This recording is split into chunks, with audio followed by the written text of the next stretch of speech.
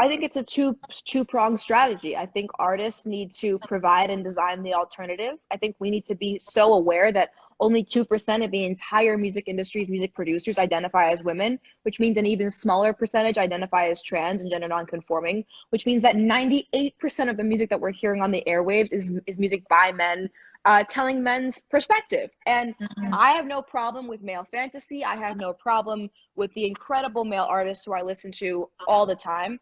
But what I do have a problem with is that we are not representing and preserving our own stories. And if we don't own and control our own narrative, somebody else will tell our stories for us and they will get it wrong, perpetuating the very myths that hold us back to begin with.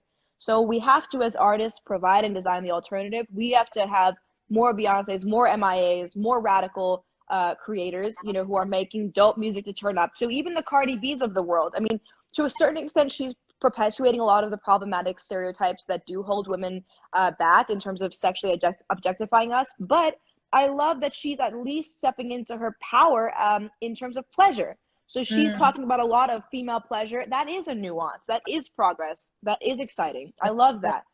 And then on the other side, we have to educate the consumer and say, no, you have a choice as to what you fast forward and what you mute and what you take off your playlist, because that's teaching the algorithms what it is that we choose to listen to and what we don't choose to listen to. And we refuse to turn up to the sound of our own oppression. We just say, no, enough is enough.